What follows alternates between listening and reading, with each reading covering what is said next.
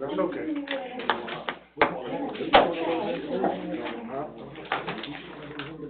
Yes, sir. I would think so. Okay.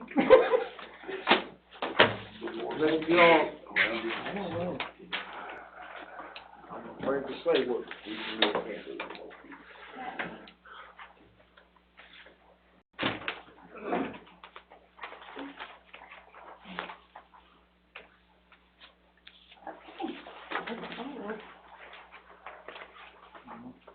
Are we ready? I think so. Maybe so.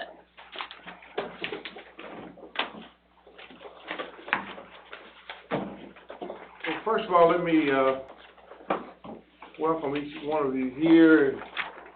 This is our July 5th meeting, which will include a business meeting and a public hearing. Would you please stand and join me in a word of prayer? Father, we thank you for this day. We thank you for life. We thank you for health. We thank you for strength. Our Father, we thank you for allowing us to be here today. Our Father, we ask your blessings upon this meeting.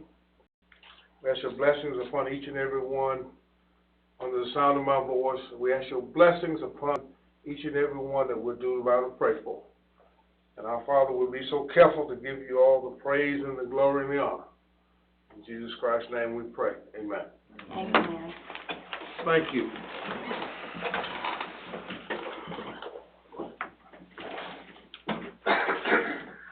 This is a little bit different from what we normally do, because I have been instructed that we will have a business meeting and a public hearing on the same night. So therefore, I need to read the required statements at the beginning here, and then we won't have to do it at the when we start the public hearing. So my name is Canola Scott. I am the chairman of the Planning and Zoning Commission. At this time, I call this meeting to order. I'm going to ask the members to introduce themselves and the district they represent, starting from my left. Gandy. Yes, good evening. Bruce Gandy, District 5. Cynthia Fortson, elected by board. Kenneth Bradley, District 1. Canola Scott, appointed by the chairman of the Board of Commissioners. Lee Mitchell, District 2. William Smith, District 4. And we're missing Mr. Hendricks, who is District 3. He is absent tonight. Okay. And of course, our zoning administrator is Tracy Patrick. As the first order of business this evening, I'm required to read a few statements regarding the zoning process. Tonight is the first of two public hearings. A second hearing before the Madison County Commissioners will be held at this location at 6:00 p.m. on July the 11th. Attendance is not required at this hearing, but is encouraged in case of questions come up that I may not be able to answer. As to the order of business tonight, I will ask the zoning administrator to make her comments as to the zoning request. Although we don't have any zoning requests tonight, we do have a lot of amendments that we must have a public hearing on. Then the applicant will come forward, state their name and address, and sign in, and state their reasons for the request.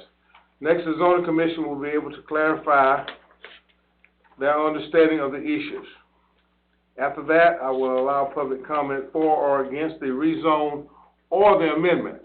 So you have the opportunity to speak on the amendments. All comments will be addressed to the commission and not others in attendance. No personal attacks will be allowed. The Planning and Zoning Commission is a recommending body only, consisting of concerned citizens who are appointed by the county commissioners.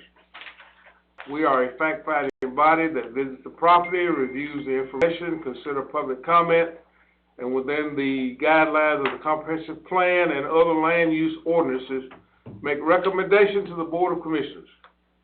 The final decision will be made on Monday night here, July the 11th. Does anyone on the commission need to recuse themselves for anything tonight? Hearing none, there is none. All right, we'll go into our business meeting at this point. I need a approval for the minutes of June the 7th and June the 21st. I think members of the board have received those in email. Hopefully you have went over those, and I will entertain a motion to approve those minutes with any corrections that may need to be made. I'll make a motion to approve. Motion by Kenneth, Second. second by Cynthia, that we'll approve the minutes of June the 7th, 2022, which is our business meeting, and the minutes of June 21st, 2022 of our public hearing. Any discussion or this time we will vote. Bruce? Yes. Yes. Yes. Yes. Yes. Yes. Minutes stand approved as presented. Okay, Tracy, I think it's your time. I think you've Yes, got sir. 26 amendments Yes, sir. that you need to present. I don't know how you're gonna do it, whether you're gonna do them one at a time or what, but, it's your time. Okay, all right. So first one is in 7.1, the A1 district, and they are wanting to amend the zoning ordinance for this section to increase the minimum lot size of a parcel from 5 acres to 25 acres.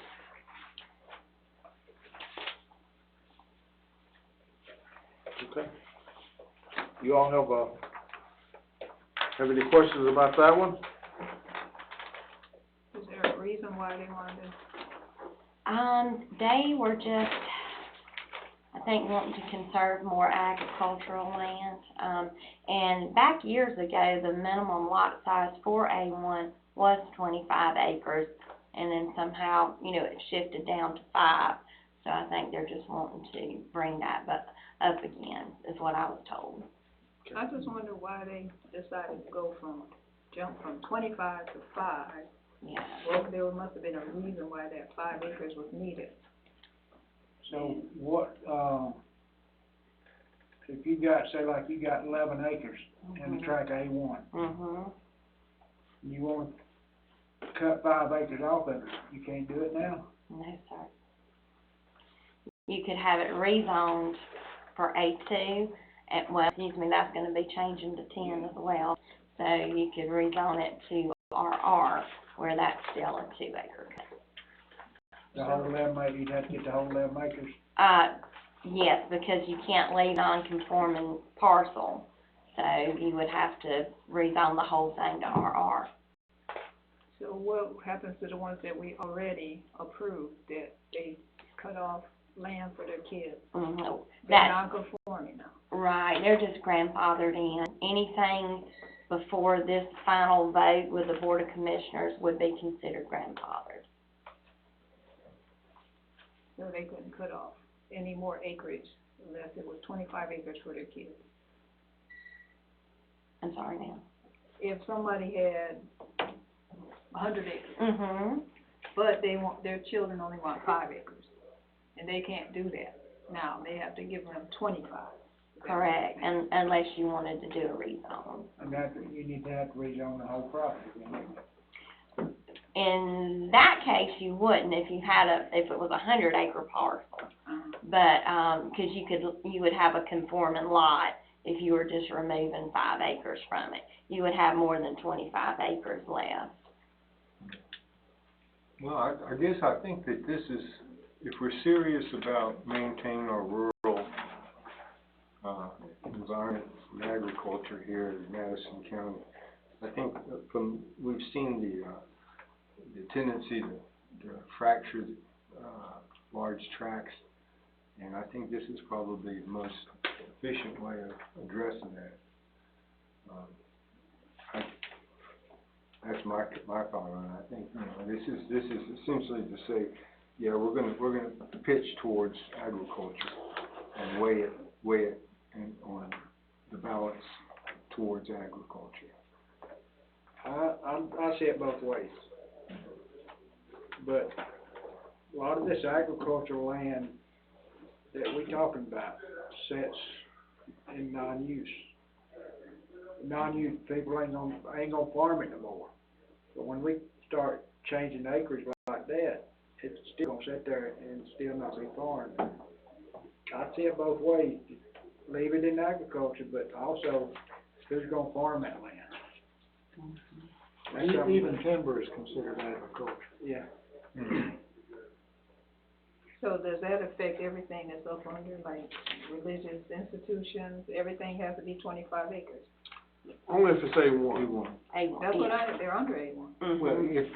If it's agriculture, it's a religious institute, it has to have 25 acres now. Yes. To be sub A1, it has to be 25 acres, according to what they want to change the language. And like I said, kind of coming along with what Bruce was talking about, as I look at this, once again, A1 is intensive farming.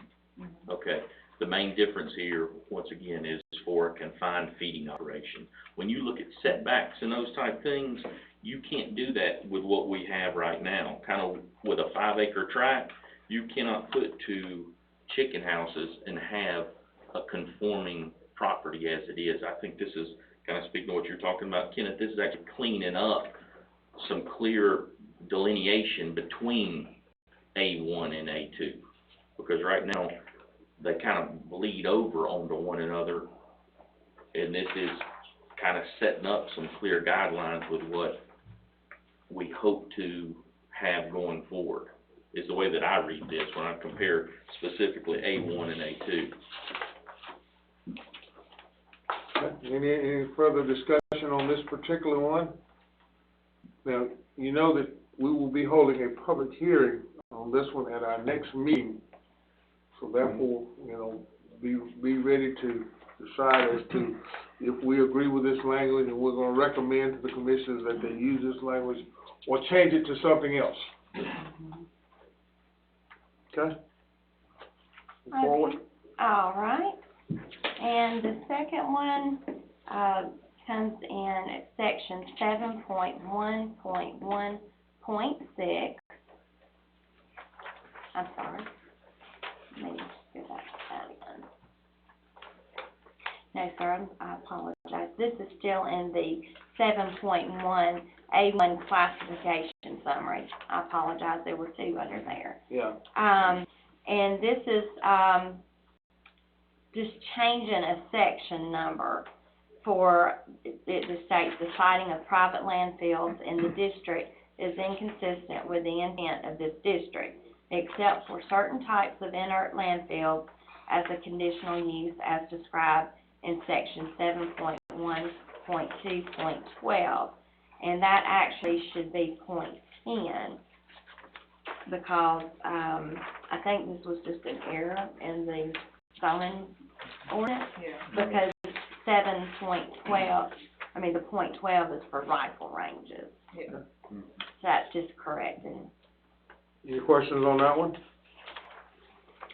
We can move on. Okay. I do have a quick question, since we're in that area. On the next page after the one where it shows the 12, right here on between 7.1.2.11.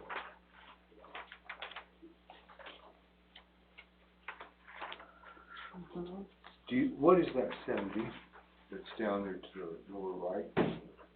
That was it's a page number that when it was typed, they left that in there.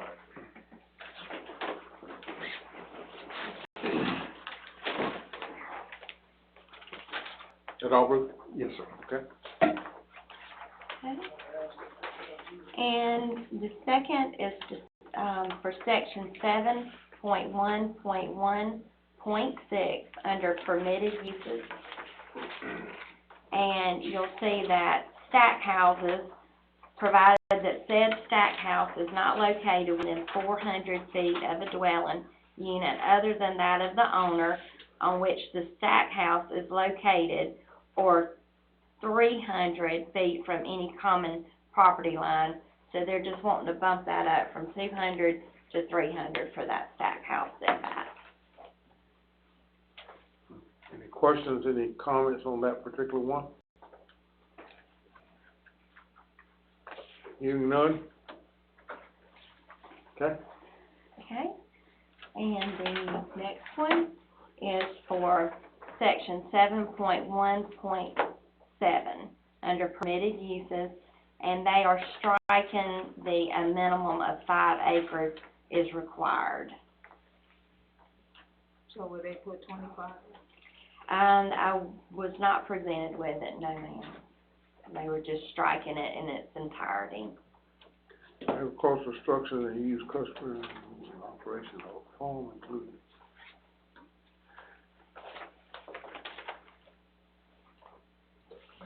With the addition, of acreage, 5 acres is no longer compliant. So the striking of it makes everything fall into compliance. It's closing a loophole. I didn't know you were back there. Yeah, I know, I was gonna say. Got here, sorry. I'm stuck in my Okay. feet like down in the back.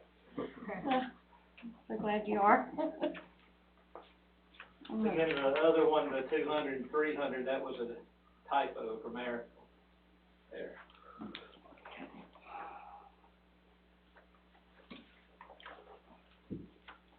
Now, this was amended back in 2019 For 5 to put acres, this language in here. well, for the 5 acres, when they had A1 and A2s, all 5 acres. So they're not gonna put the 25 acres back in there? Has to be a conforming lot. So that means it has to be a larger lot than a small. Cause I'm saying we're changing it to 25. I mean, I'm not saying we're But changing it, but, It was additional verbiage that didn't have to, oh, just additional? yeah. Okay. So they still be required 25? Yes, conforming Okay, lot. so it's just, Yeah. okay.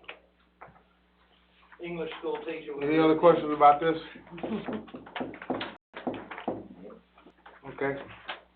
Okay, the next is section 7.1.1.17 under permitted uses.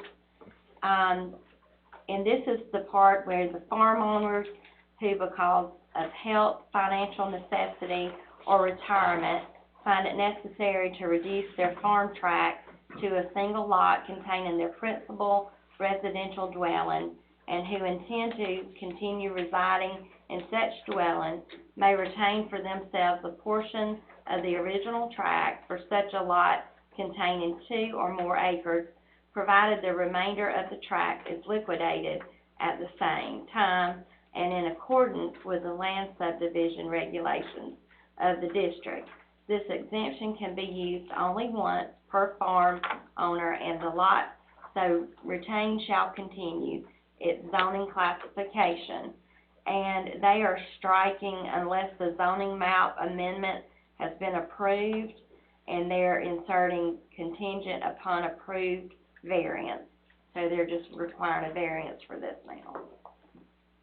So it doesn't have to come through P and Z, it just has to go straight to the commissioners, is that the language that I I'm believe it understanding? comes to those. Christopher said it has to come back to the planning board.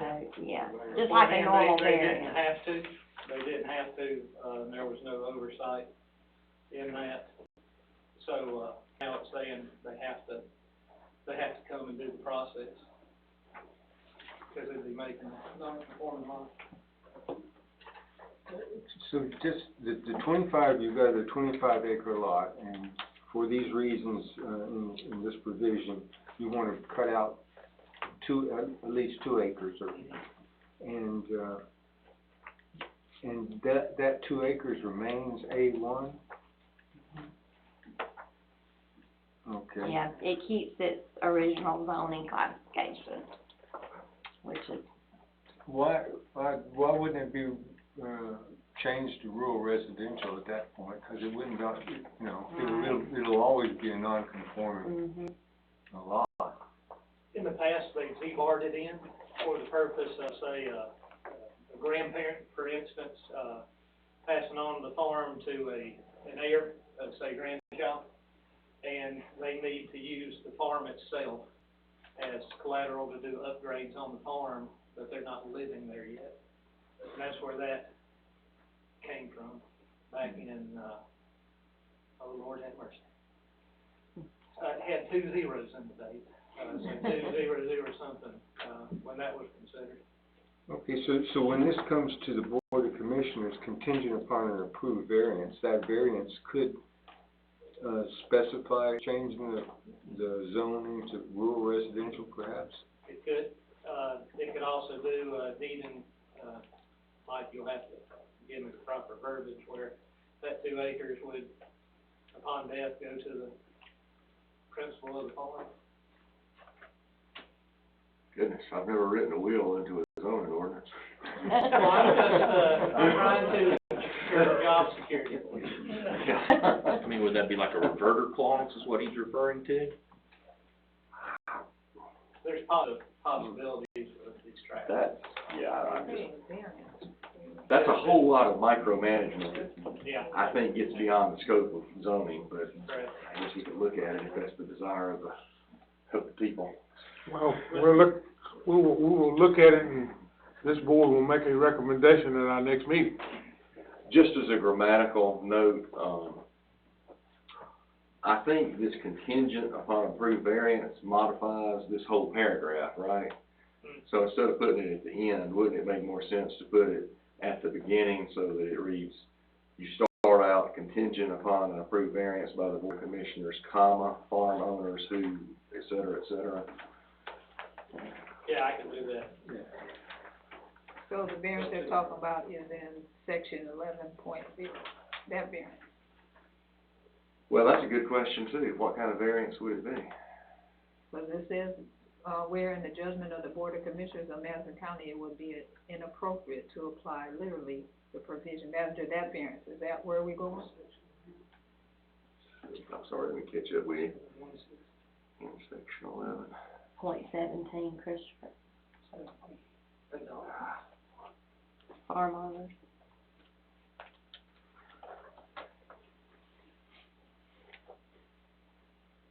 .7.1 or 7.1.2.17. No, No, she's asking what kind of, would it be a special exception variance under 11.1 or a hardship variance under 11.2? I suppose it would be special exception, would be my guess. I thought it was always special exception. Well, I see a variance under, Well, no, we have 2 kinds of variances. Hardship's the other one. Yeah, but this don't necessarily apply to the hardship. well, I guess it says because it said it would be up to the. So if it's a special exception, then the owner is going to have to apply for it, which is fine. So is it under hardship or the other one? I think Christopher's saying it's under the first one, 11.1, special exception. Okay, 11. From a legal perspective, it's under the first one. Well, let's see. No, he said Standard, 11.1. yeah, that would seem to be the more, Cause I mean, well, 11.0, you know, they're giving. the whole us away. premise of it is a hardship. Yeah. Health, Yeah. financial necessity, so. every time, I don't know. Frankly, I have questions about this whole 7.1.17, that's an odd provision. Okay, well, you'll have time to Okay. straighten this out. Thank you. In the next meeting, okay. One to be discussed, all right, Tracy? Okay, next on the list, item number 5 is section 7.1.1.21 under permitted uses. No parcel shall be rezoned to A1 unless total acreage or combined acreage equals 25 acres or more. Now, that's just been deleted in its entirety.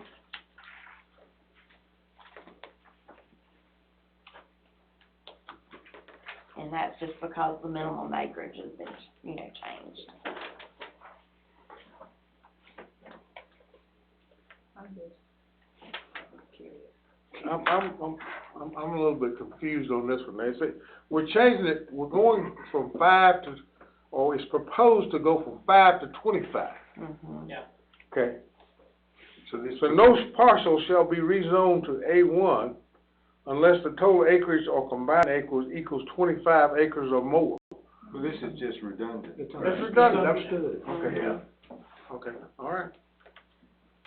This was a stopgap when they wanted to leave the minimum at 5, but say you can't create any new ones unless you have at least 25. Now it's just 25, period, so it becomes redundant. Okay. All right.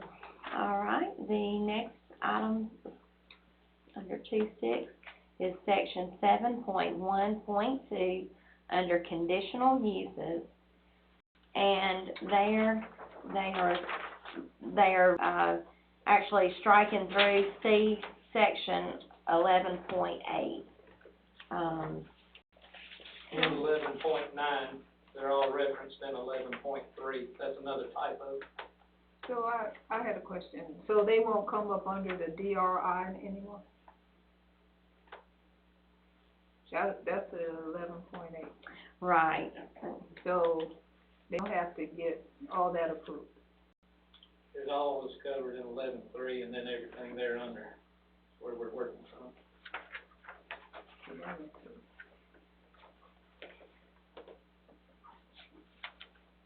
Notification, oh.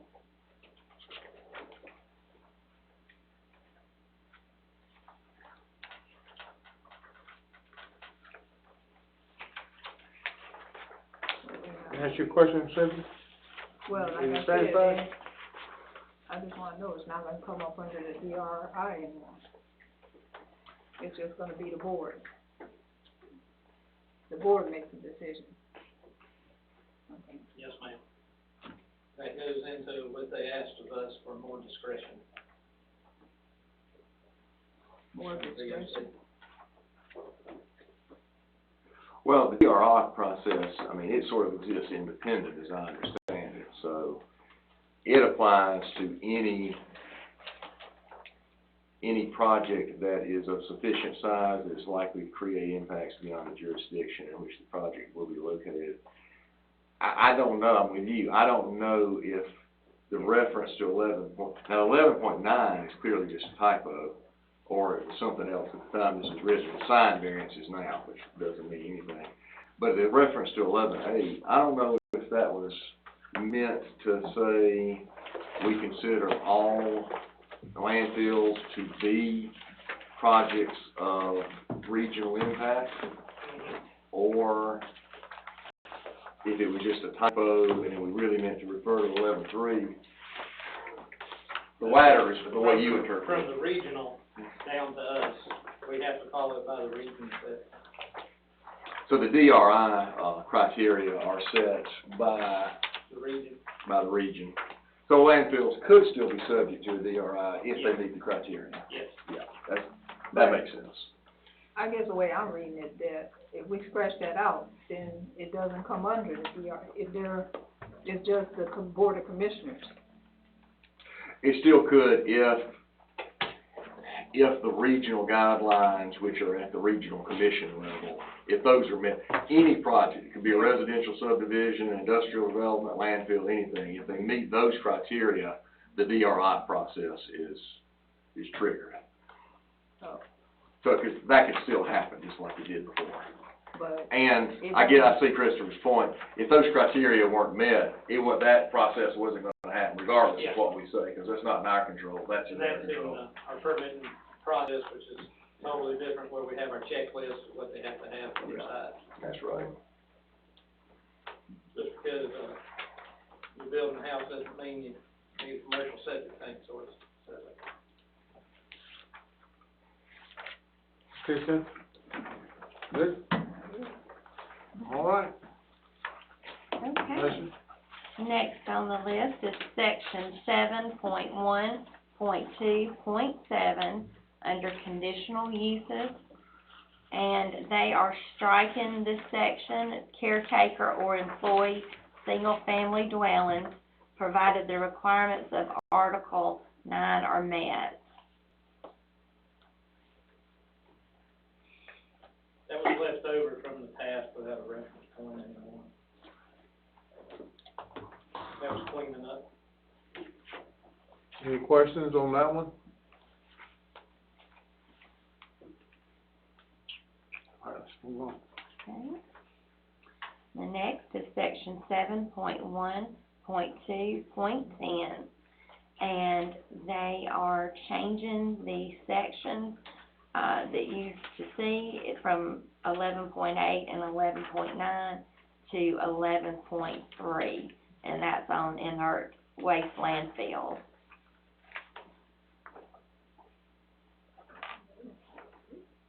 Goes back to that whole process. Question? Comment? All right. Okay. All right. And moving on to the A2 section, this amendment is in the classification summary, and that is where they are changing the minimum parcel subdivision in this district from 5 to 10 acres.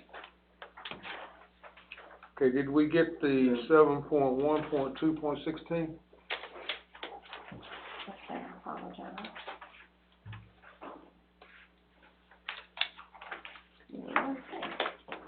I apologize.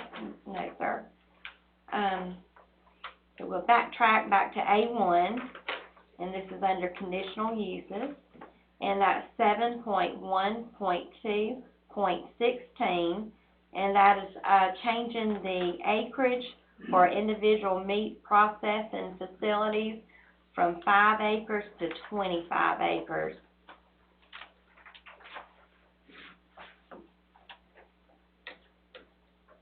So that's saying if there's a meat processing facility, or somebody wants to start a meat processing facility, they've got to have 25 acres. Is that correct? In A1. In A1. In A1. Let's just make it consistent. Once again, everything under A1 is 25 acres, going from 5 to 25. That's all, this one and the next one both are. Just repeating that, just cleaning it up, where if we move forward with this, it's 25 acres for any conditional use Under A1. under A1. But you can still have conditional uses under A2. And we'll get to those shortly. Mm-hmm. I didn't see a demonstration, but I got mine before I went on vacation, 7.1.2.17, same thing with dog kennels in the neighborhood. Yeah, oh, I added it, I did an amended agenda right before. It's 5:15 this evening, Chris. Yes, I just discovered it when I was reviewing this Not a amendment. matter of the time, you caught it. I caught it. So you're gonna do that one now? Yes, sir. All right, so that's section 7.1.2.17. And this again is referring to the 25 acre minimum, for a dog kennel. So it's going from 5 acres to 25 acres.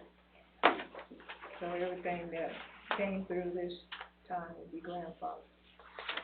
Yes. Okay. Okay, back to where we were in the beginning. A2 section, and this is the 7.2 classification summary, and there again, they're just changing the minimum lot size from 5 acres to 10 acres in the A2 zoning district.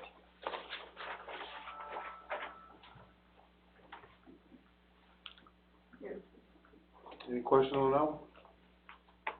Okay. I just wanna know what was the reason they wanted to increase this?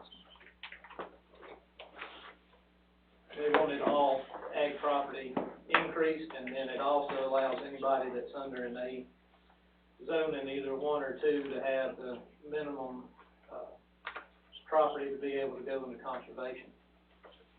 10 acres to get land conservation. So you have to have 10 acres for land conservation? You can go and hint, you know, to try and sweet talk them into it. I don't know if they take fruit basket down the property valuation, but, 10 acres. Yeah, you're supposed to have there's a process, you can ask, 10 acres is the minimum unless you can make a further showing, the burden gets higher on the landowner at that point. Any other questions on that one? So I guess the fundamental thing is, once again, this is, reinforcing the impetus towards preserving agricultural land. Understand.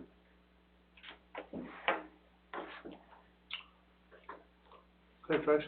Okay, next up is section 7.2.1.5, under permitted uses in AC, and that is just doing a little bit of housekeeping there, changing it from 5 acres to the required 10, so they're just deleting that unnecessary verbiage. Okay.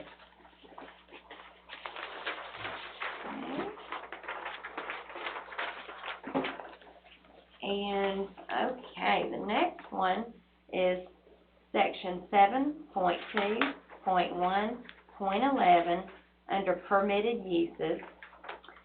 And this one was struck just because all the zoning districts are allowed to have a private cemetery under a permitted use. For some reason, our ordinance did not have that notated under permitted uses in any section other than A2. So I was advised that we need to strike that. It just will go without saying that it is okay to do that. It is also referenced on the use chart as a permitted use in all the zones. So we were going to let that stand on its own. Let me ask you, on the isn't the use chart just a summary of the text in all of those section 7s? So this would be deviating from that practice. It seems like it would, Yeah. private cemetery needs to be added as a permitted use in the text of the ones from which it is missing. And when we clean up private cemeteries at the DOC vote, we can go into that. This will be following behind it. Cemeteries, private cemeteries being addressed instead of public or religious cemeteries, Okay, well, why deal with it at all then? because we don't have it anywhere defined private cemetery until the DOC votes on it at the 11th, I believe. Okay, so what does leaving it in the use chart mean then? Until we get the definition for private cemetery, we only have it listed in one place, and then when we clean it up, with the possibility of adding, we can add it into everywhere as a conditional use. So do you want to take it out of the use chart too, so that we just don't have private cemeteries for now? Well, we won't know that until, the next Next DOC week. meeting. Feel like we're halfway pregnant here. Well, I think, Yeah. It's somewhere there. Their vote on the 11th will either define and accept private cemeteries or not at all in the county. And that's where the phone calls to Todd and me about private cemeteries have been coming from. We have no list of procedures. And so the P&Z board, is looking into the cemeteries, and then it'll move to the DOC. And right now, we only show it in an A2 and nowhere else in the text. But on the chart, the quick reference, listed for everywhere.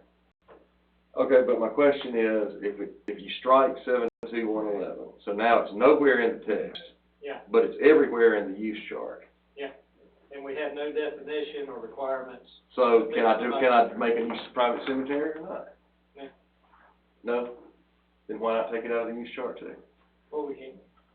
Okay. And is that what it's just gonna boil down to? We take it out of the use chart with this? Well, yeah, I mean, that's the ambiguity, and ambiguities are construed in favor of the landowner, so I don't think taking it out here does you any good if your intent is to prevent any private cemeteries until you get this fixed. Yeah, that's what the goal is. Okay, So we need to strike out from the use chart as well. correct.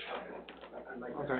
So we need to strike all of those out. Before we go further, I'm enjoying this conversation, but, you know, our job is to determine, we're going to recommend to the commissioners, when we have our public hearing, whether this should be added or not. One saying yes, other one says no. It will be up to us to determine if we want to recommend to the commissioners to strike this or leave it in, or as the attorney has said, put it in every portion. I don't see where. So all of our conversation not gonna change this tonight. I mean, our job is to determine. I was just trying to get clear I on, understand. so that you have a clear position to vote on. Right. And not leave it. And I appreciate that. Yeah. While we're, Go ahead. there was another question while I was reading this. Utilities, that's only in certain things, so why is that not included in everyone? We're working on that too. There's a lot of things on the chart that aren't listed in the text. Fruit and produce stands, greenhouses, I mean, there's all kinds of stuff in the chart. Yeah. If you added it all into the text, you're gonna be adding a lot. No, I mean just utilities, that would be something I think. Okay, but never Well, mind. that's a bigger question, Lee. I mean, if you're going to have some things that are both in the text and the chart, and some things that are in the chart only, I don't know how that works. That's another ambiguity. That if you do that, you're going to have to explain it somehow. So you're not saying. My goal is to clean the text up, and then, once the text is finalized, Then make the chart match it. to make the chart match. That makes sense. Yeah, that makes sense. I was just on the cemetery. Again, I think, and chances are nobody's gonna come in and start a private cemetery, but it does leave you exposed with an ambiguity for that period of time. Yes, sir. That's my only point. Any objections? Okay. Okay, go ahead. Tracy. Okay, next up is section 7.2.1.13, under permitted uses.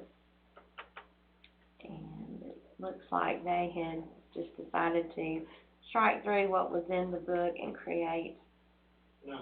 a new, And is that right? A2 was the only place where the verbiage was different from any other section.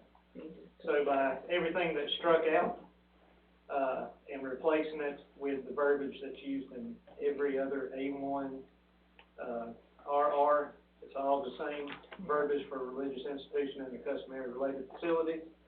It's just correcting grammatical errors.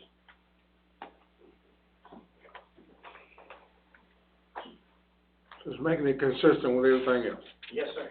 Okay? And be aware, just for the record, we have this federal law called the LUPA, Religious Land Institutionalized Persons Act, part of which says that if a local government is going to impose its zoning ordinances on any religious institution as defined by federal law, then it has to meet a higher, basically make a showing that there's a compelling need to do that. With churches, and it's not just something owned by churches, land that's actually used as part of the religious observance is basically exempt from local zoning under federal law unless local government meets a pretty high burden of showing they need to impose it. All right, the next one is section 7.2.2, under conditional uses for A2. And this one, Going from 11.8 to 11.3? Yeah. yes, it's changing that to 11.3. Right. Okay? So I'm back to, isn't that like a check and balance?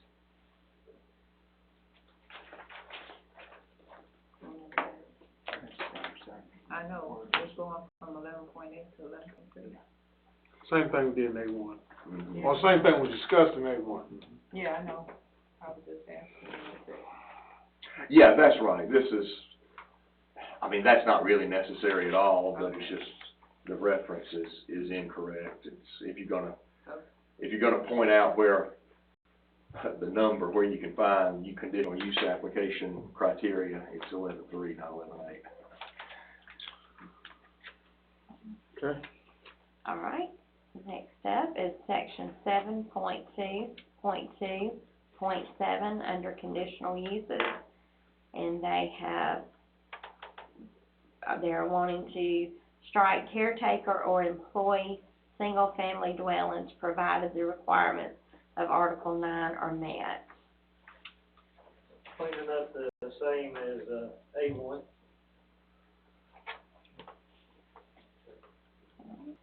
Okay. All right, and then we have And just so y'all know on that one, I'm sorry, Mr. Tracy. Before we had like true accessory dwellings, everything was called something separate. This was a caretaker's home, this was an employee's home. Now everything's an accessory dwelling. When they did that, they just forgot to take out the old verbiage, just so y'all are aware of the reason for the change.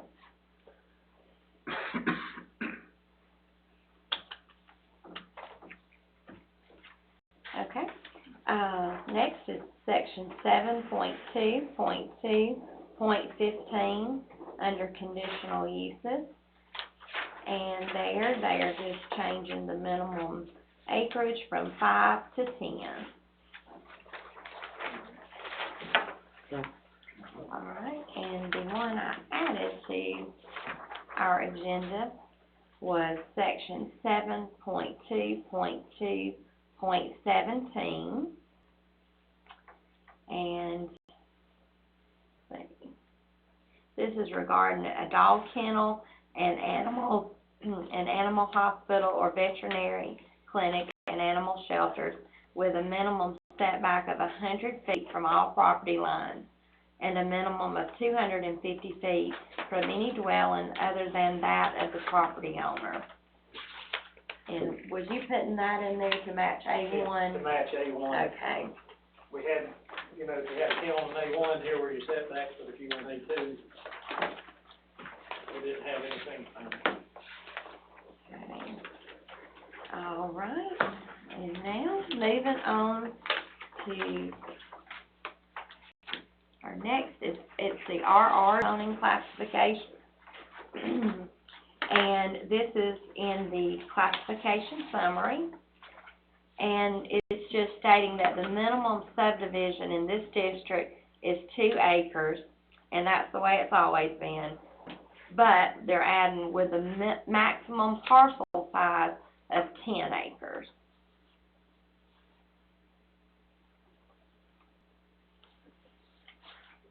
And I guess, Christopher, that would be if you want to rezone something, you couldn't go over 10 acres if you're wanting to do it to RR. Keep it RR. Keep it RR. This goes into the, BOC asking us to, start trying to prevent some of these major subdivisions that decided not to be subdivisions and went back and forth, over the years, and then 25 years later, we're trying to figure out what zoning they were, what their lots were from that point in size. And if they do decide to, go back to agriculture for tax purposes, this will keep them from keeping 100 2 acre lots. They have to fit it back together, and then if they decide 30 years later to subdivide it, they have to come in and meet new rules. This is phase 1 out of the 4-phase system for the moratorium. Then it also goes back to where, RR used to be RA, rural agriculture instead of rural residential. I was told this goes in line with the vision of the comp plan. Okay. Okay. Next is section 7.3.1.4 under permitted uses. Agricultural uses including the raising of farm animals for the property owner's use or consumption, but not for sale purposes, and that has been removed. So no farm animals are allowed to run free. They must be contained within a structure, pen, or fence.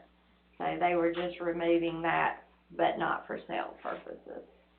So this is just a clarification so that, you know, for example, if you have a few cows and you sell one. Mm-hmm. Yeah. Yeah, I got you.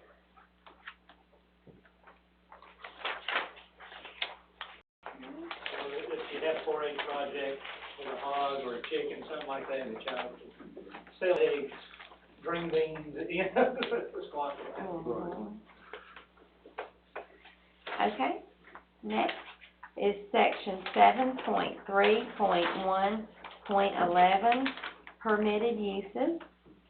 And this is regarding religious institutions and their customary related facilities, provided such uses are located on a lot with a minimum of 2 acres, and that part has been removed.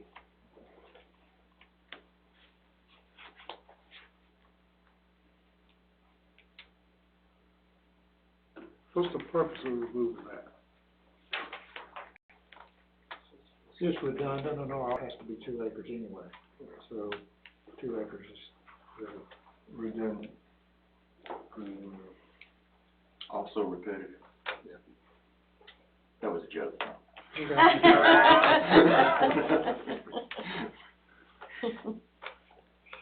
Okay, next up is section 7.3.1.14, and this section has been moved to conditional uses.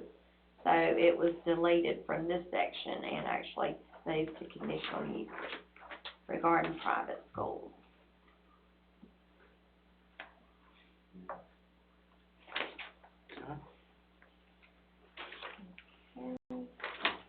And next is section 7.3.2 under conditional use. And there again, they were just, you know, seeing you to see section 11.3 and not 11.8 as part of that cleanup.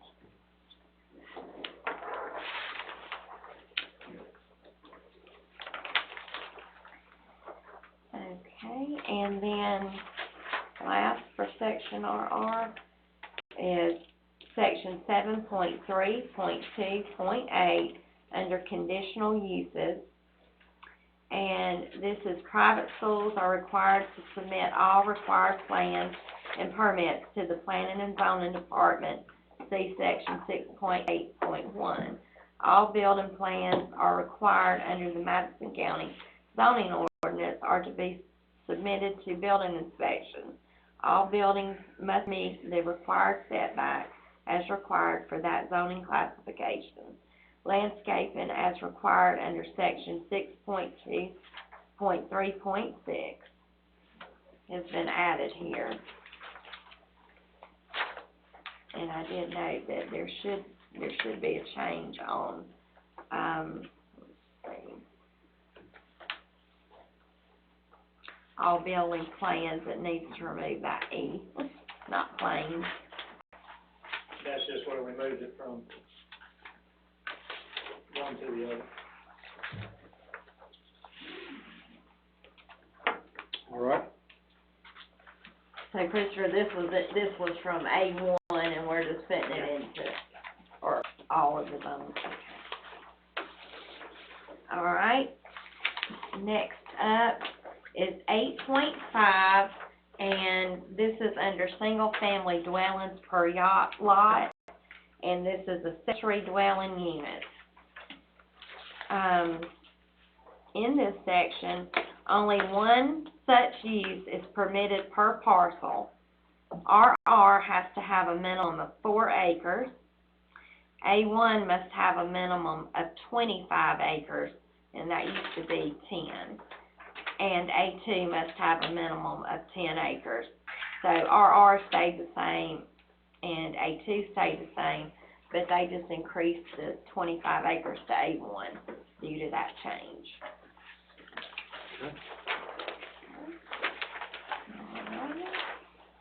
And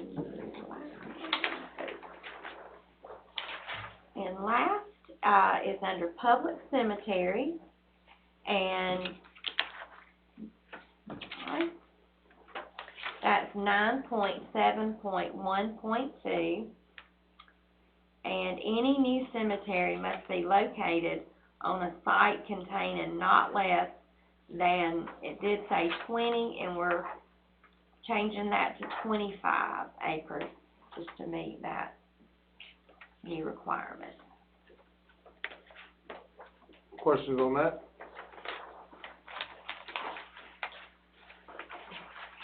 Okay, is that all the amendments that needs to be presented to us tonight?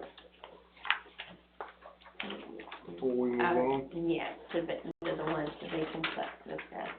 Now, next up, although it's listed under public hearing, it's not, but it's a preliminary plat for Spratling Creek Farm subdivision.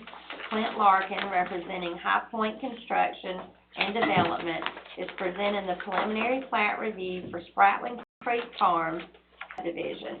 This contains 11 lots and a designated section of green space with picnic areas and walking trails. The property is located on Spratling Mill Road on map 45, parcels 173 and 181. The property was rezoned from A1 to R1 and approved by the Board of Commissioners on January 3rd, 2022.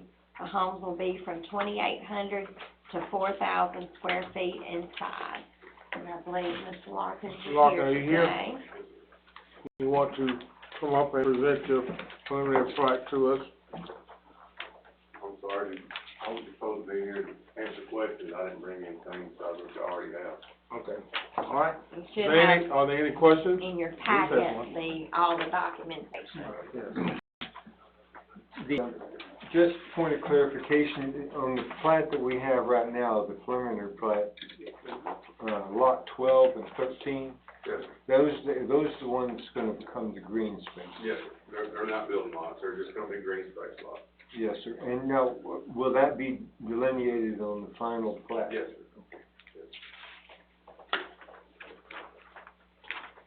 Additional questions?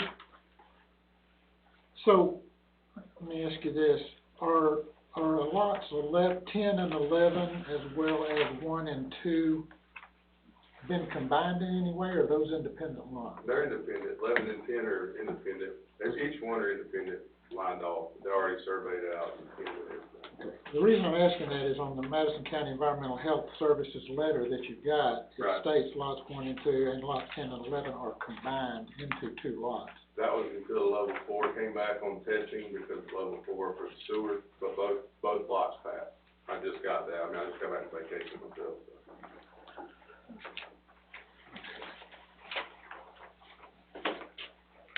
The detention pond Yes, sir. will be where? Can you clarify? On 12 and 13, on the green space lots in the back. 12 and 13. That's the natural fall stuff over the ground, that's where the water flows, so all the stormwater will go through that line. Because I think on the stormwater concept plan, it's listed on 10 and 11. The detention pond on 10 and 11. We're supposed to be on 12 and 13, so I'll get that corrected and resubmitted. Because I can't put it on someone's lot, it's going on the community lot. Right. And that will be a separate deeded lot all its own? Correct, to the subdivision. Yeah, he shows it right here on the bottom of 12 and 13. Yeah.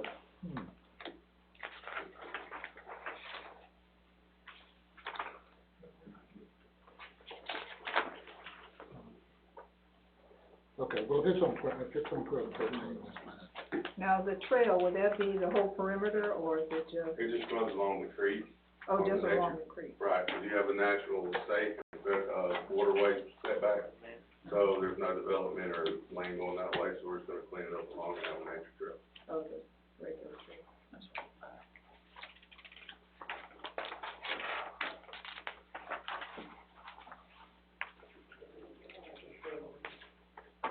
And that, along that trail, there'll be, still 25 feet of vegetation between It'll be 75 feet. 7.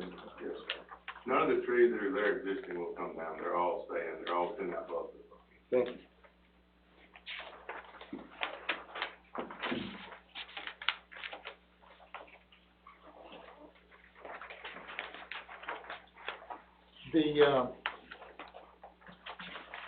I know it's in here somewhere, there was something mentioned in the commission meeting about a through road, tying the two roads together and not having a cul-de-sac. Not. Yeah, I mean, I know you're we ran the water all the way through, Right. run one road to the other, but the cul-de-sac, the way the land laid out was better to have the cul-de-sac than to go all the way through, because it kills a lot, and then I'm losing 2 more lots. So your plan is cul-de-sac, not, Yes. okay. Too, I think that might help with, not sure how exactly the school district works on that, with one half being culvert on the back road, the front half being Hull on the front road. If you went all the way through, I don't know where exactly that imaginary line goes through the subdivision. So it'll all be in one school system area. By doing the cul-de-sac. Yes, sir.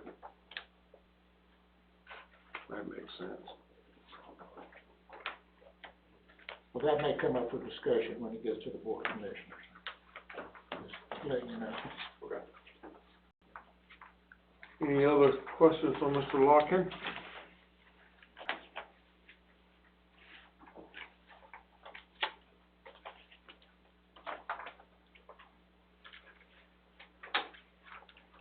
Okay, anything else, Ms. Tracy, on this? And then that's it for that one. Just do a motion if we want to approve it. Okay, I'll open up the floor for the board to present a motion to approve or disapprove the presentation of preliminary plat. You have it, and he has answered all the questions that you may have. I get a motion. Mr. Chairman, I move that you approve. Motion by, Mr. Gandy and second by Cynthia. Any questions? If not, we will vote. Cynthia? Yes. Yes. Yes? Yes. Yes. Yes. Okay. This will be approved. You need to appear, you don't have to, but, I would suggest that you appear on the 11th. Okay. I think this brings our business meeting part of this to a close, except I want to add one thing. I think most of you got an email from Roach saying that there was a proposal, or that they want to change the way the P&Z is currently formulated. So I'd like to ask him if he would, at this time, please, inform the board of what's happening with this, or what's going on. Not gonna walk up there. That's all right. I had Sit stroke back there. yesterday, and I'm still trying to We work can hear you. Christopher. We can hear you. The back in the beginning of April, it was brought to my attention to try and put together a 3-person P&Z board at property evaluation. I didn't feel that was appropriate, and trying to meet in the middle at 5 is how the conversation went out. Once, feedback came back in from the BOC, I'm gonna sit down, I'm sorry. Sit down, Once that information came back, mid-May, when everybody got back a hold of us, or gave us their input, I guess the right way to say. The county clerk and myself and Ms. Tracy had to get the bylaws, because I couldn't find the doggone thing. And started going through them, and then after edits were made, we sent it to the county attorney to make sure that it was legal, and then it went through another revision. It was brought for the BOC, to discuss. At their discussion, they gave me permission to pass it to y'all, what they were considering doing at that point in time, which is the reason the email went out.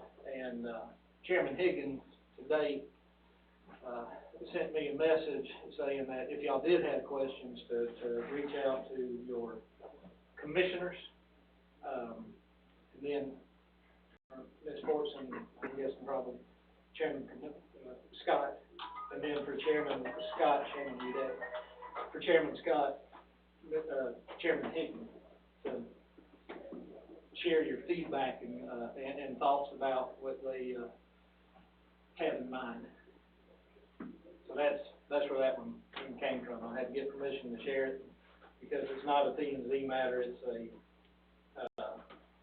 DOC county ordinance, not a P&Z ordinance. Okay, so you're saying they're abolished already? You're saying the positions are abolished? No, if they choose to go that route, then the positions, make sure I'm phrasing this appropriately. The entire board would be reconstituted, or just the positions be abolished? No, the way it's written, the board would be reconstituted, so every commissioner would, so there'd only be 5 slots instead of 7, and commissioners would appoint or reappoint whomever they want to each of those 5 slots. So I'm glad you brought up the point, because I could not find the bylaws. Yeah. So that is not that should be public knowledge, and I could not find it anywhere on so how do you give the bylaws? Or are we under a charter? So, yeah, I've been trying for 21 years to get the bylaws, and I never found a final set either. Was supplied with one. Actually, I think the one you came up with was one I'd never seen before, although they all look pretty much the same. Yeah. I've had bits and pieces of them. So the planning commission is not, it's purely a creature of the board of commissioners. It's not something created by state law. So there is an ordinance that creates the planning commission. And then the planning commission is obviously assigned duties throughout the zoning ordinance and the subdivision regs. The bylaws, frankly, a lot of it is whatever, just redundant stuff about, it repeats public hearing procedures. It says that you're subject to the Open Meetings Act, which we know. A lot of it, I don't know that there's anything in there that really affects how you do business, frankly. And then in the new revision we reference, General Roberts. Yeah, that's rules. right. And Yeah. Yeah, I mean, the zoning ordinance tells us how you do your procedures, and the subdivision regs when you're dealing with plats. Robert's rules tells you how to do parliamentary procedures, so, frankly, a lot, if not all, of what's in the bylaws just sort of confuse the picture anyway. But you said you already put something in it differently? No. If the VOC chooses to, take the path to reconstitute the board,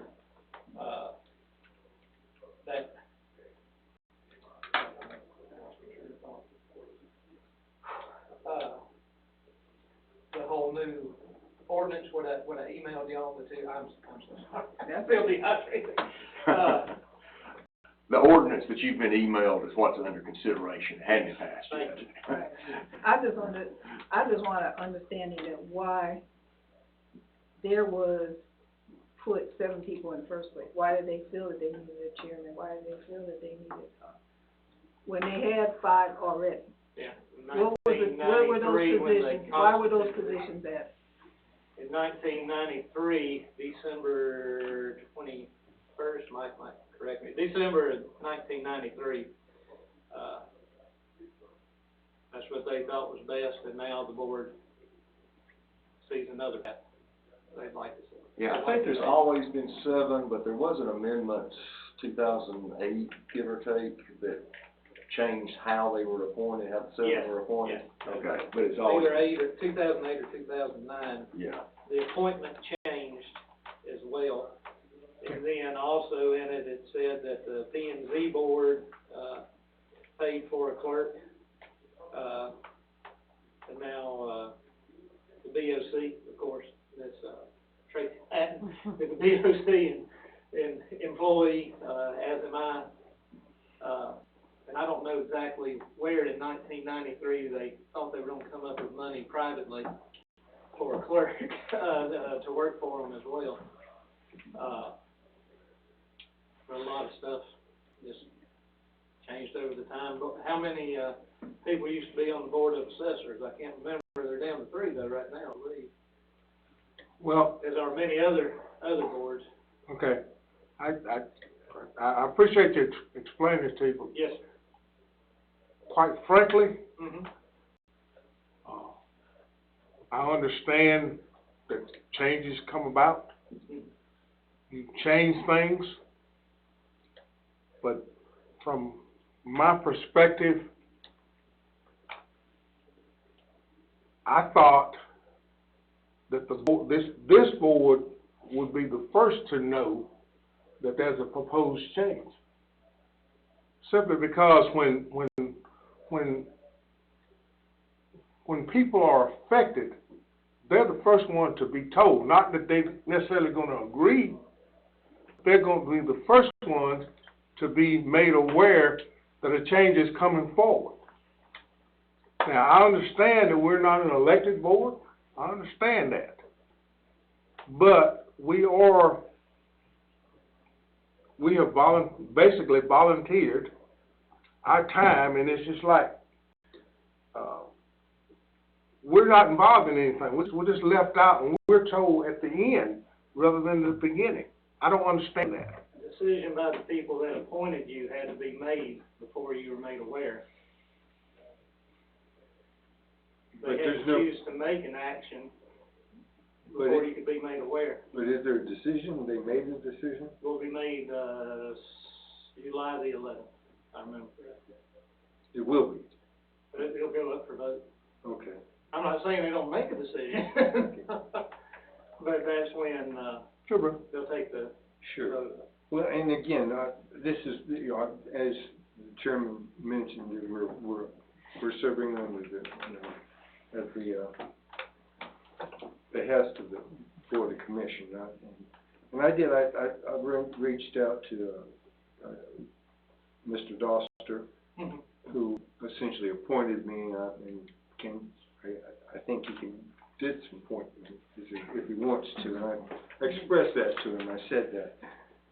But I think my points that I made to him, if you don't mind me sharing what I told Not at all. my commission, I mentioned, I said, I think it's very important that each district have a representative, number one.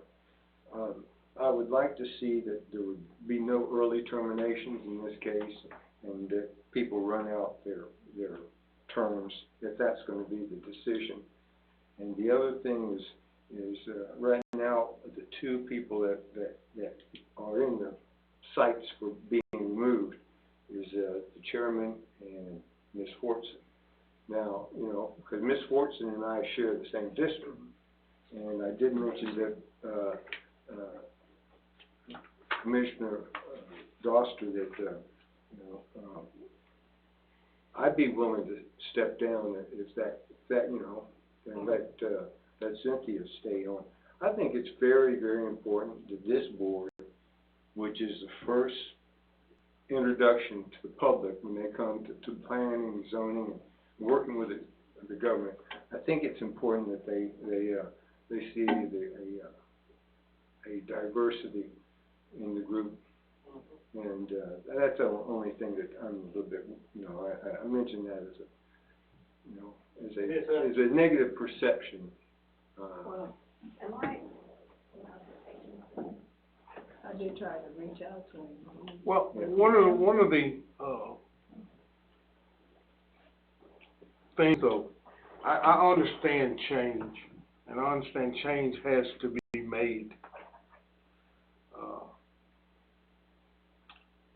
But when the founding fathers, or I call them the founding fathers, or whoever came up with the P&Z board that said, hey, we need a group of people to take a look ahead of us and to make recommendations. And the question is simply, how did they come up with 7 to begin with? Well, when I first came on this board in 16, I had the same question. Why in the world are there 7 people, and why does the chairman have a vote? But since I've been here, I understand. You have 5 people that's appointed by the Board of Commissioners. And they should check with their board, their commissioner, and find out their thoughts, their reasoning, and why they want to do certain things, or their opinion of it. But I also understand that the public should have representation also. There should be 2 other people. And I'm trying to think of what they thought about it. There should be 2 other people that are not tied to the commissioners or have to go to the commissioner to get their opinion. There are 2 other people that can evaluate and make their decision and not be, because commissioners, say it or not, they have a lot to do. When Terry talks to Lee basically gets what Terry feels like. But when I come to this and I look at all this, I don't go to Terry, I don't go to anybody. You know, I try to determine what the public might want. So therefore, I mean, I'm not saying that changes shouldn't be made, but I'm just saying that I believe that 7 is an appropriate number, and it ought to stay that way. Now, a year and a half from now, I'll be gone. Unless Todd decides he wants to reappoint me, if they don't change this thing as it goes. But I think there needs to be a lot of thought put in this. And I'm asking the commissioners to put a lot of thought in this before they approve this change. Because there's a lot of stuff that I mean, and it's like Bruce said. You may not think this way, but there's not a whole lot of diversity in this county. And if you do away with it, then Madison County has to, people look at Madison County. So I guess it's my plea that you take a hard look at this. It's not just changing from one way we do things to the other. And I will express it on the 11th. As a public citizen, not necessarily as a board member, but as a public citizen, I will express this at the board meeting that, you know whether they listen or not, that's up to them. Maggie, I think you had something to say. I'll allow you to do that, and then we'll go into public hearing. I just have a question. I want to know where this came from. It seemed to me when the first one of these meetings that I went to was when the chicken house thing came up, with the 20 chicken houses down the road from me. And I sat through the meeting with so many people there that we had to move it to a different room. And I was so impressed by the job that this board did and the input that every one of you had on that topic. And it was diverse opinions. You guys didn't all agree. You came from way different points of view, a lot of you. But I think that was so important. And I think I agree that we need this body, and I don't see why it needs to shrink.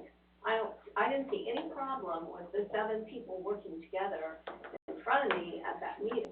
And so I don't really understand why somebody wanted to shrink it.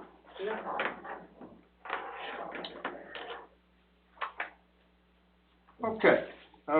Thank you, Maggie. You need to say something? Anyone else want to say something? Yeah, I would like to say something if you don't mind. Sure. I don't necessarily come at it from a certain perspective per se.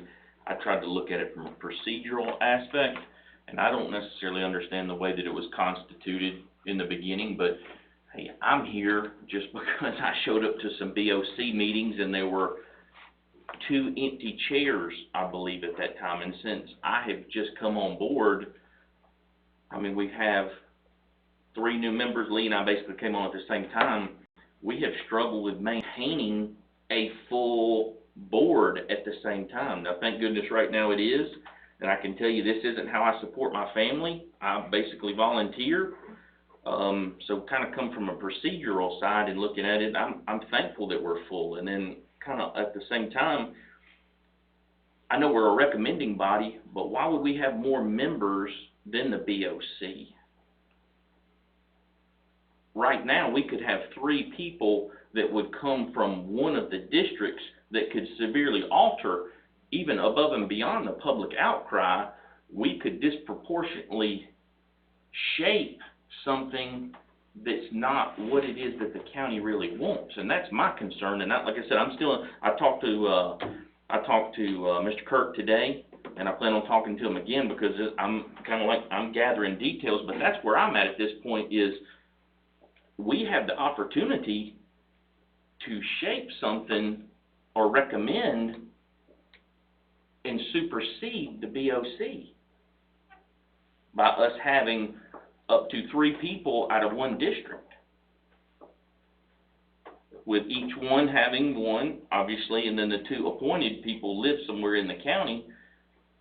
That could have 3 people out of one district. So to address the change possibly that you're talking about, that's something that I see as a citizen that would weigh into it possibly. Thank you. Anyone else? If you don't mind, I'll make a comment. Go ahead. Okay.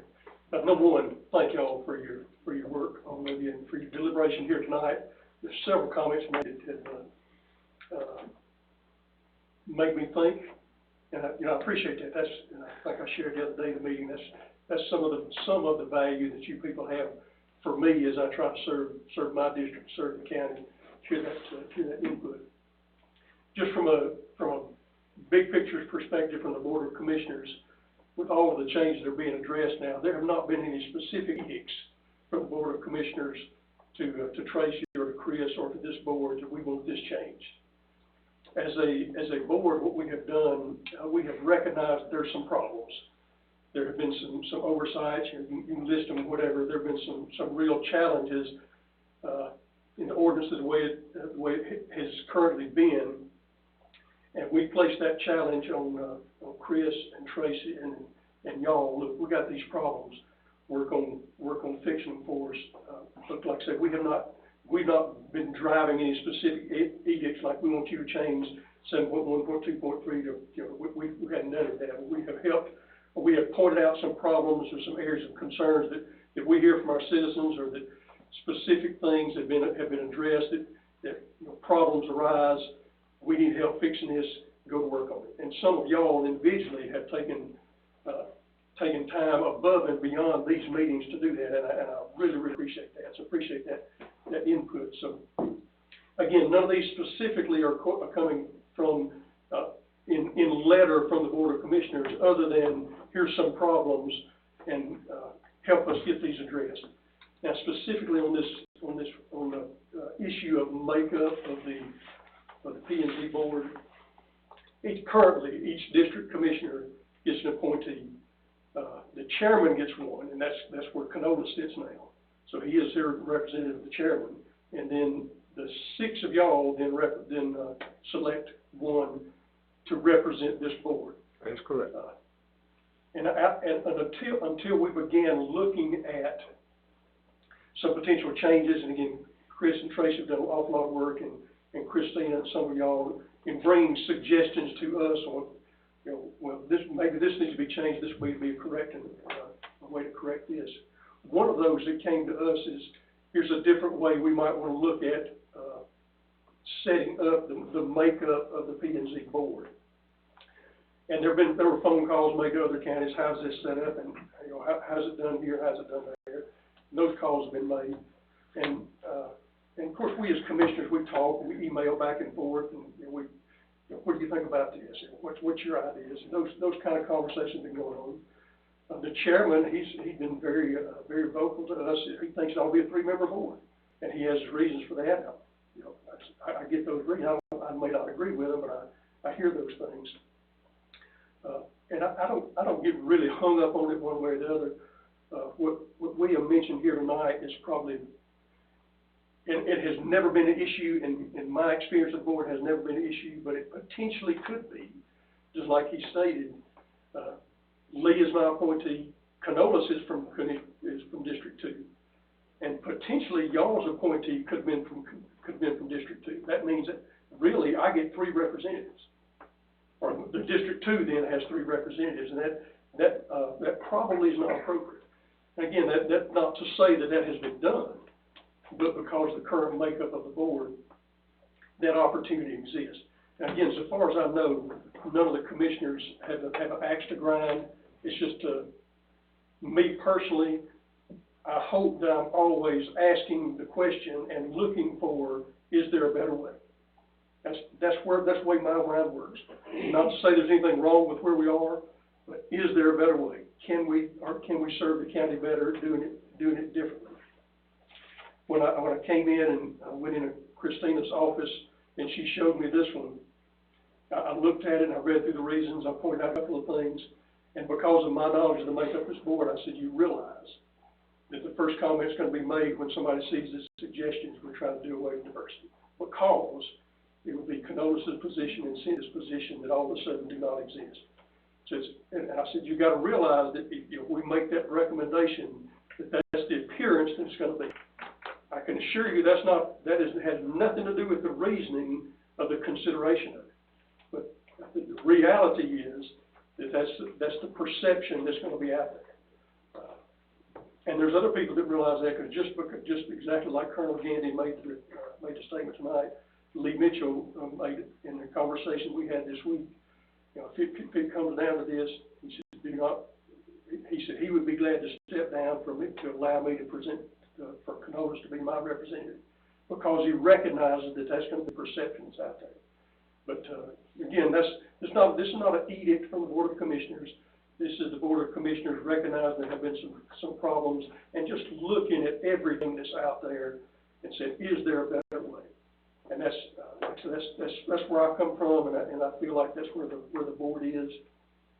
And I can't sit here and tell you what I think the answer, what their vote, if it does come to a vote on the 11th, what that vote will be. But the same concerns and the statements y'all made here tonight have been made in discussion, all the way from the chairman's recommendation, I want to be a 3-member board, to the recommendation of leave it like it is. Colonel Gandy's thought tonight, if we change the Constitution to a 5-member board, let everybody remain seated until the terms expire, sounds like a pretty good idea to me, just in consideration here tonight. But again, no edicts are coming from the Board of Commissioners. Don't feel like something's being shoved down your throat. I'm here tonight because I wanted to hear your deliberation on these issues. This one, in addition to the other ones. That's why I'm here tonight, because what you say is important to me. Well, I appreciate you showing up tonight, and I appreciate what you just said, but, I guess the question that arises is, why now? What just happened? Because every time that we have been addressed by the Board of Commissioners, hey, you guys are doing a great job. We appreciate the job you're doing. You're doing good. We're patting on the back, but then all of a sudden, we got some problems. We need to change. We need to fix this. But you say you're not dictating it, but it's coming from somewhere. Somebody has to feel like that this is not working properly, that this is the wrong thing to do. But I know we got to move on to the public hearing, but the only thing that I have to say to you guys is, think about this hard. Because if you do it and you don't do it in the right way, there's going to be some consequences of perception that we don't need. I love this country. That's why I work so hard for it. And I don't want to see it. I don't want to see the perception be that way. But I can assure you, if you don't do it the right way and make the right decisions, that's what's gonna happen. That's all I got to say about it. Can I say something? Even going down to a 3, Pearson, will the fabric of this county be represented up here with 3 people? Because I know my perspective, when I go out to these same sites that they go to, is going to be different. And it's coming from a woman's point perspective too. So their diversity is here. So that's what I'm saying. We are here for the people. And like he said, I do not go like he is. He's represented by the district. I'm represented by the people too. You're selected by this board. Yeah, selected by this board, which I had to go through a process. There was 4 other people that I had to come up against, and that's why I was selected. So that's what I said. We're here for the people, and this county needs to represent the fabric of this county. And understand and thinking through this, and again, I appreciate those comments. But the makeup of the board, ever how it is, ever has to sign, in no way, shape, or form guarantees any sort of diverse representation. Unless you're going to say, No, it doesn't. Unless you're going to say by decree, we are going to have a black, we're going to have a female, we're going to have a Hispanic, we're going to have an Asian. Unless you do that, then the way that you get representation is the elected person who is the representative of that district. Then that is his job, his or her job, to choose to select people that will create a representative board. Well, let me give you one. You're basing your appointment off the Let me give you diversity. one more thought on that. It's okay when it's appointed and there's not diversity. But when you have diversity and you remove diversity, then it's looked at totally different. I'm giving you that from my perspective. It's looked at totally different. It's not looked at the same. And that's the reason that I made that comment to them. I said, you recognize that if this change is made, then the appearance is going to be that it was done for that purpose. So that obviously, that thought process is there, that recognition is there. All right, I think that we beat that horse to death, so we'll find out what happens on the 11th. And you guys, I'm sorry, you guys talk to your commissioner. Give them your thoughts. I don't think I need to talk to them about it, because I just gave you all mine, so. Okay, we want to move into a public hearing, and I do apologize for that.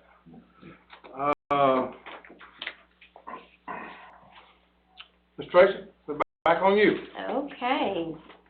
First public hearing, consider amending the zoning ordinance section 7.2, and this is A2 under permitted uses, section 7.2.1.11, and we're considering deleting the section in its entirety with nothing in its place regarding private cemetery, and that's the same as we were talking about earlier.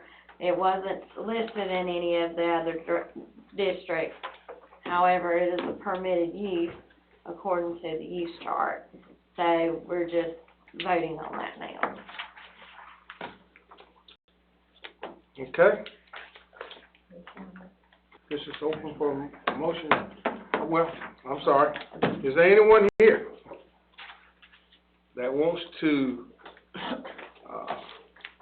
in favor of this particular request, this change in the amendment? Is there anyone here that wants to speak in favor of it? Anyone here wants to speak against this particular amendment? No, I'll bring it back to the board. I got one. Okay.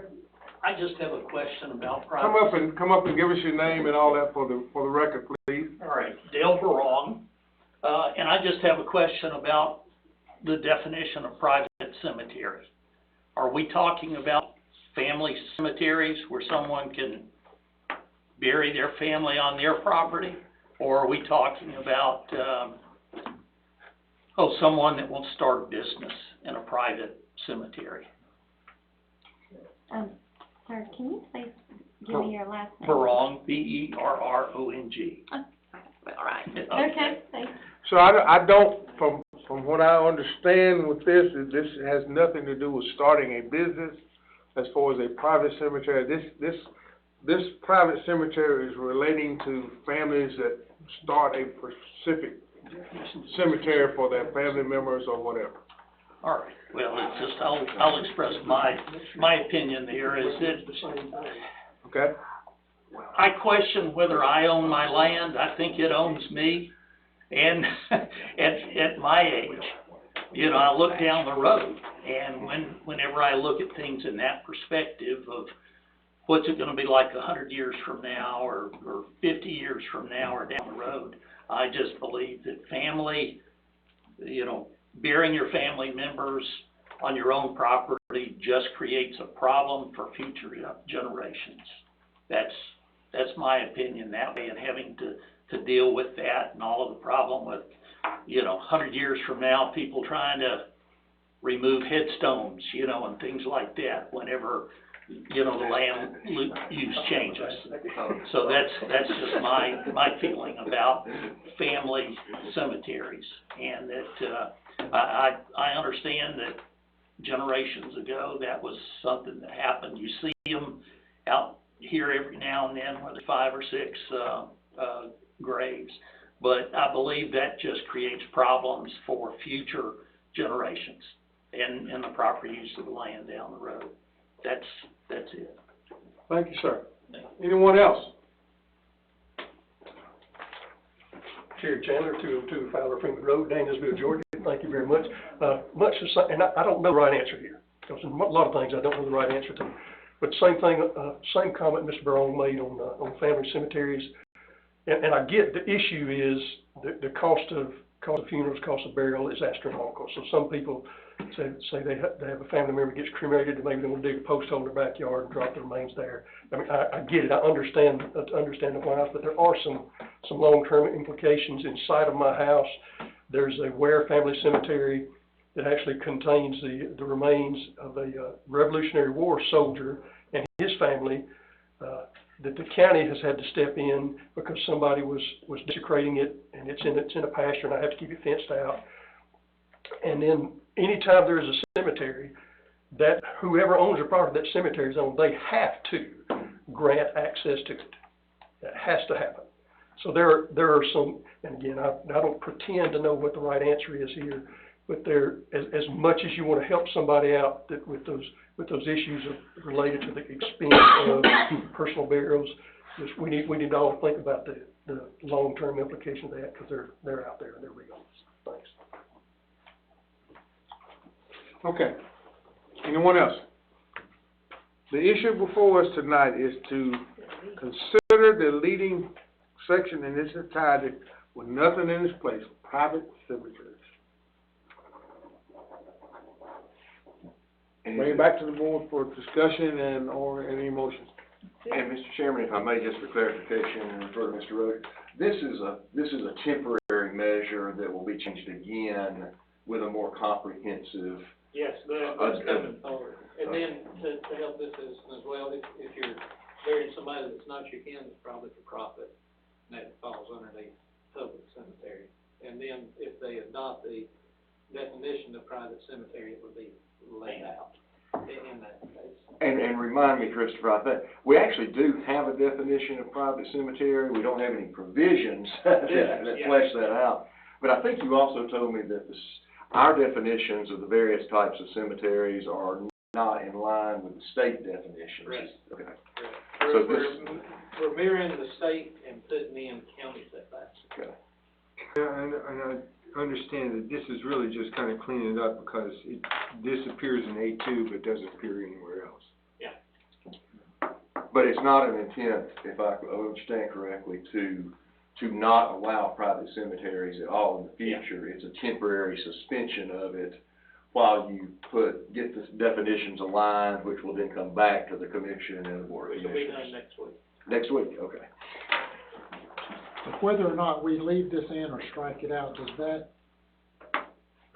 does this go along with what, we're going back to the drawing board to see, does it need to be on the, written in or on the chart or?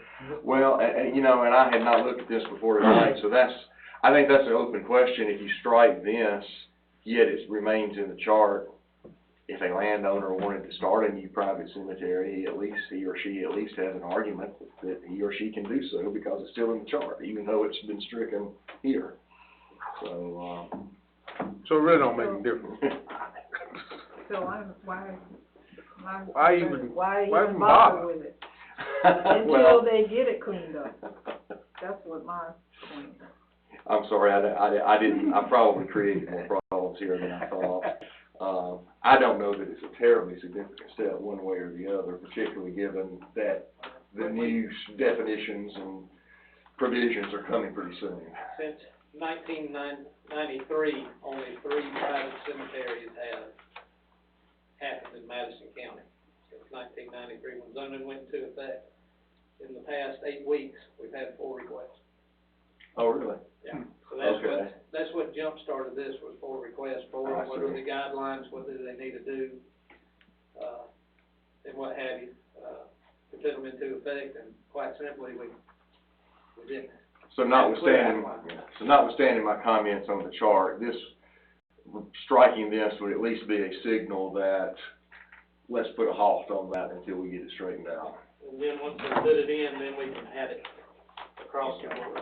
Okay, all right. Well, Sorry, I think we'll bring it back to the board for a decision, a vote as to this, 7.2.1.11.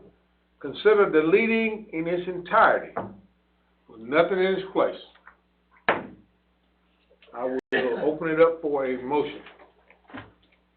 Based on what was just said, I'll make a motion that we strike it.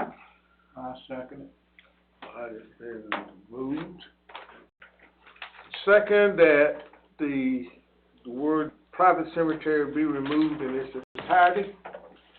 Any further discussion?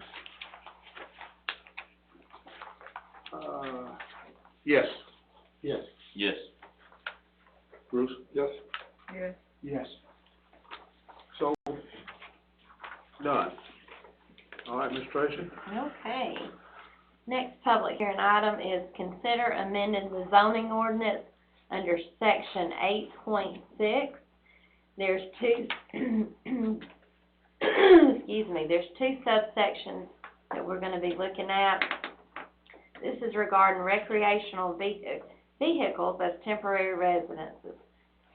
Section 8.6.2.2, consider deleting the section in its entirety with nothing substituted in its place, and that a permit may be granted in an R1 zone only if the lot has a minimum of 1.5 acres, in an RR zone only if the lot has a minimum of 4 acres, and in an A1 or A2 zone only if the lot has a minimum of 10 acres. And what they were doing here was just deleting the acreage requirement. Yeah. Is that right? If a hardship occurs and you don't have a conforming lot, that doesn't apply to your hardship. A woman, Yes. 6 weeks ago, her house burned down. She couldn't get a permit to put a camper on her property because she didn't have enough acreage. But she could tag it to her septic system. All the minimums were made. She just had a non-conforming lot. The insurance money had ran out. She couldn't afford to stay in a hotel anymore. And me and Todd had to make some phone calls to make it happen to where she had suitable housing on a temporary hardship basis. And that's where this edit's coming from. It doesn't matter if you're conforming or non-conforming when hardship hits, it hits. And, we don't wanna limit your ability to survive comfortably during that hardship. So mainly this is all just taking out the acreage requirement Yes, on this. So what we're actually saying is RV is permitted on any area regardless of the acreage, yes, for a hardship, for a hardship. for a hardship. Okay. Temporary. Very clear, temporary hardship. Yeah. Okay. For temporary residence. I mean, this doesn't say anything about hardship. Is that It doesn't, I mean, it says just delete it in its entirety. You know, I think that if you're gonna do that, you have some clear definition of due to a hardship or whatever. Cause that's why I'm reading that. It says temporary, so that means it's on any, RV is permitted on any, area regardless of acreage. Cause I don't see, it says resident. This is coming out of section 8.6.2. This doesn't do with the finding RV as a temporary residence, which is 6.6. Oh, okay. Is where you're looking at this. Under this section, it's temporary residence either, It's still for a hardship, it is 8.6.2, so there's actually 7 requirements here under 8.6, to use an RV as a temporary residence. 8.6.2 is an application must be made for a temporary housing hardship permit, which if granted is good for a 6-month period. So that stays in.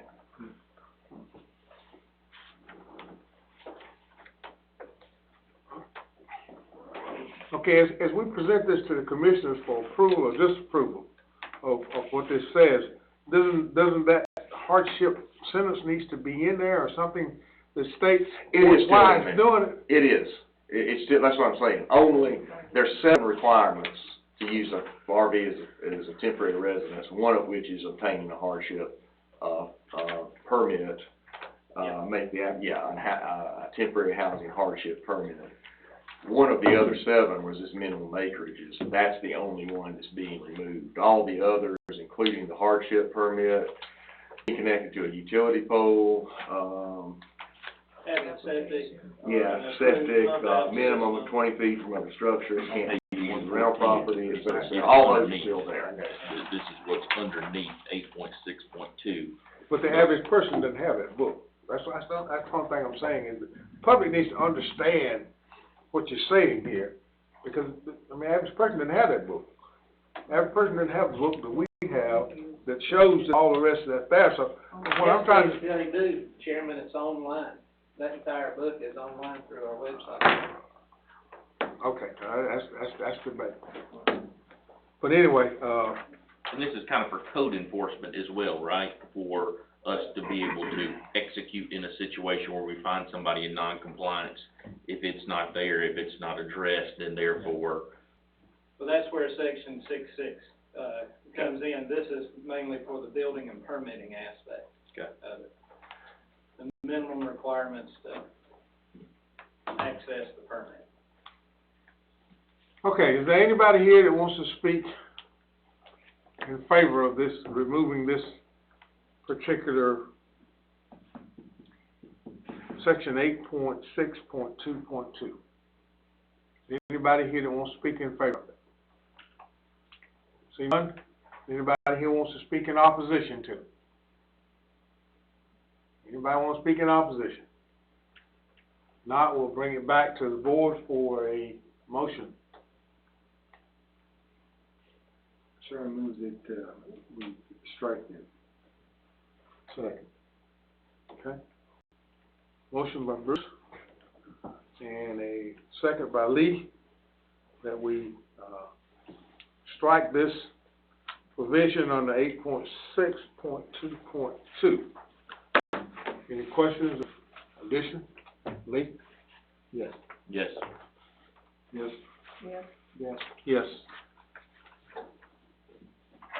All right, Mr. Tracy? Okay, the second section is section 8.6.2.7. Consider revising section as follows. The requirements of this section 8.6.2 do not apply if the RV is occupied for less than 30 down to 15 total days it was 12 months to a 60-day period. This mirrors section 6.6. Right there, so somebody can't come in and claim a hardship without going through the proper paperwork and find a loophole between the hardship and the time allowance for an RV. Okay, anybody that wants to speak in favor of this particular requirement? Anybody wants to speak in favor of it? Hearing none, is there anybody here wants to speak in opposition to this particular change? Sir, will you? Me? Yeah. I'm here with my son, I was. Oh, okay. It looked like you were getting up, so. No, Okay, I get okay. up to better. Okay, all right. I hear none, so I'll bring it back to the board for a motion to approve. I got one comment. Yes, sir. It says no more than 15 days, total days in 60-month day period. But up here in section 8.6, you got 6-month period. Why would that have That's such for a? how long the hardship. The hardship is It's 6 good for months. 6 months, on approval. But if you have a hardship, you don't have to file for it if you're like 15 days between finding housing and you happen to have a camper or an RV. You don't have to apply for it inside of those 15 days as you try to figure out what's happening. Oh, okay. So it's given a 2-week buffer for somebody, say their house catches on fire, to figure out what's going on with the insurance. Well, that's where the 15 sheet to come in days, before you get the hardship, you can live it, okay, that explains. Any more discussion? More questions? Not, I'll bring it back for a motion. I'll make a motion to approve. I'll second that. Been moved and probably second that, we accept this change in 8.6.2.7. Smith? Yes. Bruce? Yes? Yeah. Yes. Yes? Yes. Okay, all right, Ms. Tracy? Okay.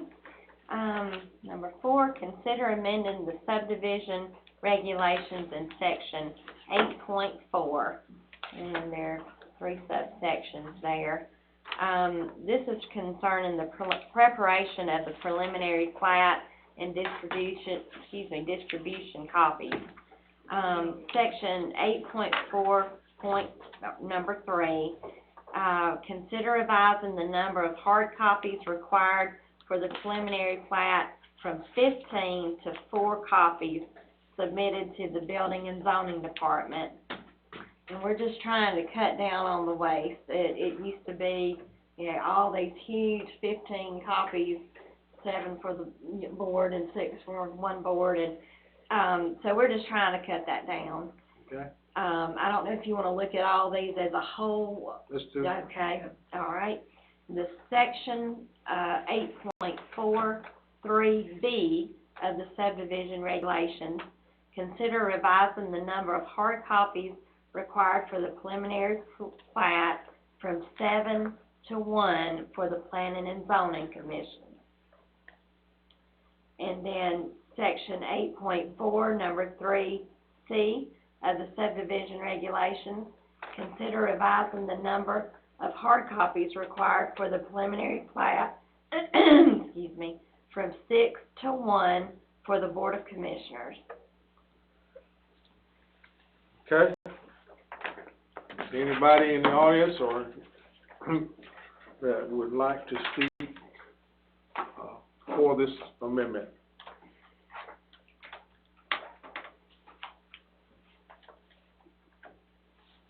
Anybody who wants to speak against this amendment? Not, I'll bring it back to the board for a motion. I'll make a motion to approve removing, these copies. Motion by Kenneth, I second it. second by Cynthia. Any questions? Bruce, on you, I think. Yes. Yes. Yes, yes. Yes. It's approved unanimously. Okay, is there any old business that needs to come before this board tonight? Anything else? Anything else? That's enough. Okay. You got a motion to adjourn? I make a motion to adjourn. A motion by Cynthia, second by me. You are adjourned. Thank you all for participating tonight. I think it's Harrison. I'm right there.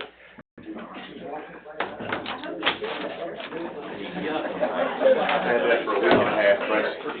I've had that for a week and a half. Have you? Yeah. Oh, Liz.